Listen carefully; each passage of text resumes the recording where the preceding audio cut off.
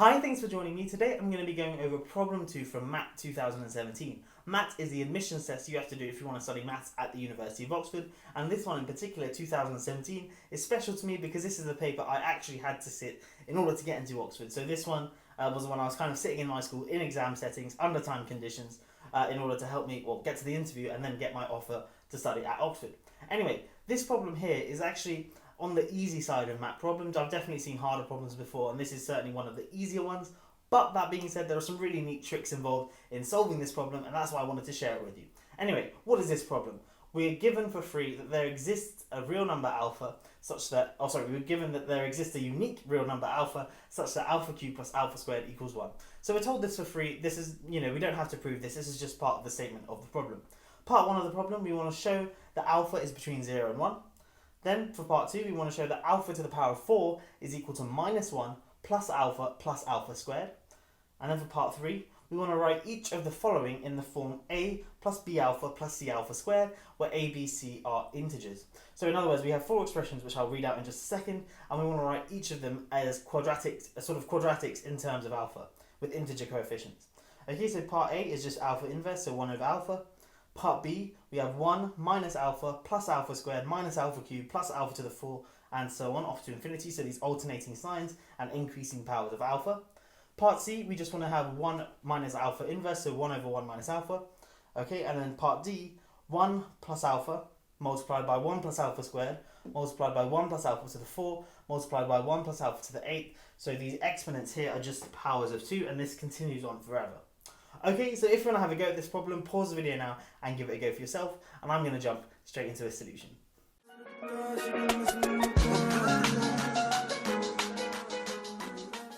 Okay, so let's get stuck in with part 1. We want to show that alpha is between 0 and 1. This is quite straightforward if we just consider the function f of x, and it's going to look very similar to this guy here. It's x cubed plus x squared minus 1. Then we notice that f of 0, if we plug it in, is 0 plus 0 minus 1, which is minus 1, and f of 1 is 1 plus 1 minus 1, which is 1. So f of 0 is negative and f of 1 is positive. So, and because f is a continuous function, by the intermediate value theorem, there must be at least one root, in between 0 and 1. And if you've not seen that before, let me give you a quick sort of visual proof of that, but this is only a sketch proof, of course. If f of 0 is minus 1, then that means our graph of f passes roughly through there.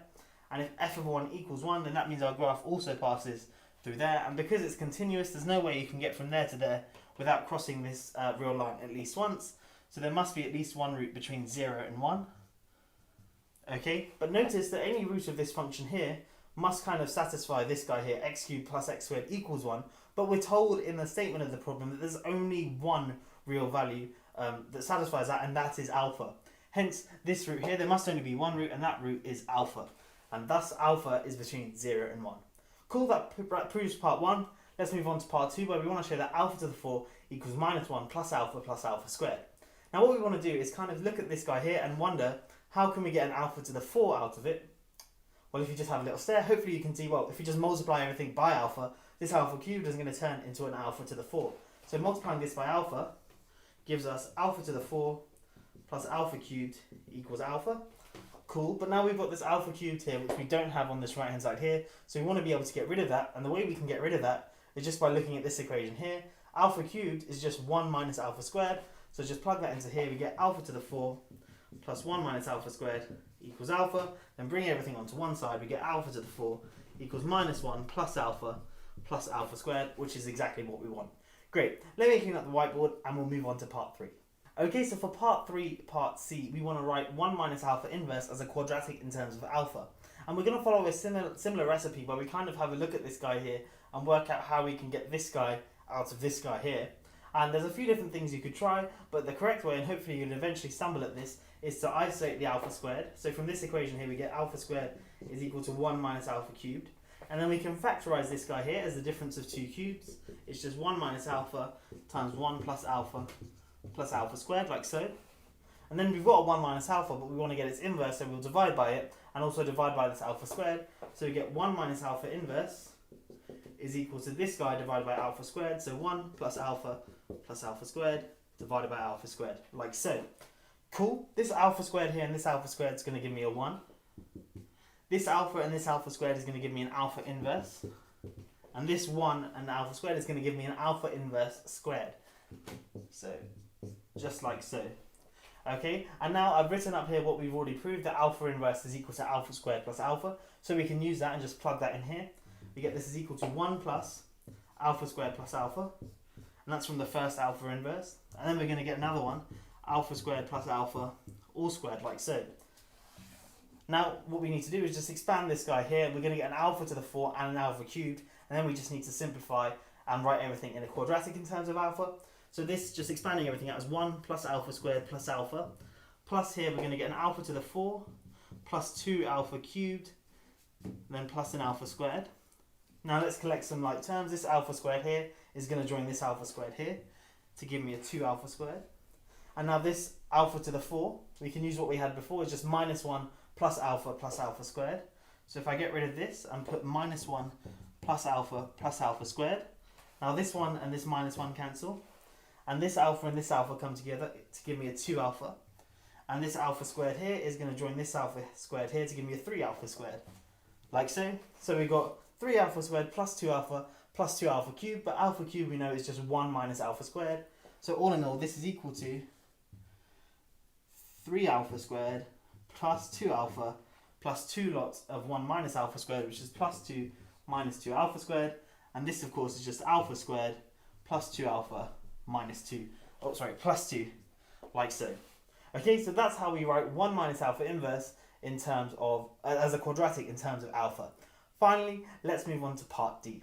Okay, so for part 3, part D, we want to write this guy here as a quadratic in terms of alpha. So 1 plus alpha times 1 plus alpha squared times 1 plus alpha to the 4 times 1 plus alpha to the 8, and so on, where these exponents of alpha are just powers of, increasing powers of 2.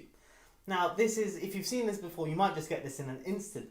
But basically, this thing here, when we expand it out, is actually equal to 1 plus alpha squared, plus alpha cubed, plus alpha to the 4, plus alpha to the 5, and so on. So just all the powers of alpha. And now the reason for that is if we have a look at this guy here, and if we imagine we were to expand this guy here, we notice that these are powers of 2, because we can write any positive integer as kind of the sum of powers of 2, because we can write every number in binary. That means that every positive integer will appear in the exponents, and hence every positive integer will appear in the exponents of these alpha i's here. Now, if that's not rigorous, or if you can't really see why that's the case, let's just have a play around with some of the small terms. So if we multiply just this bracket and this bracket together, so 1 plus alpha times 1 plus alpha squared, if we just expand that out, we actually get 1 plus alpha squared plus alpha cubed. So we get kind of the start of this series here. And then if we were to multiply this by 1 plus alpha to the 4 now, yeah, this 1 here is going to keep everything the same. So we're going to get 1 plus alpha squared plus alpha cubed. But now this alpha to the 4 term is going to multiply by this one to give me an alpha to the 4. This alpha to the 4 times this alpha is going to give me alpha to the 5. And then I'll get alpha to the 6 and all the way up to alpha to the 7. So 1 less than the next power, which is 8. And then this pattern continues. And if you want to be extremely rigorous, you can prove this inductively. But all in all, this product here gives me this guy here. So this infinite series here. Now, of course, we can go ahead and use our geometric series formula on this guy here, noticing that it starts with 1 and our common ratio is alpha. So this is just 1 over 1 minus alpha, which is just 1 minus alpha inverse, which we computed in part C, part 3, part C, and that was just alpha squared plus 2 alpha plus 2, like so. So a really neat trick for the last part, and it's essentially, if you've not seen that before, perhaps if you just play around with some of the smaller brackets, you'd see the pattern.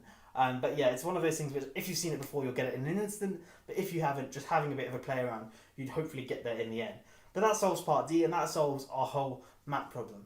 Anyway, I hope you have enjoyed this video. Thanks for watching. I'll catch you in the next one. Have a great day.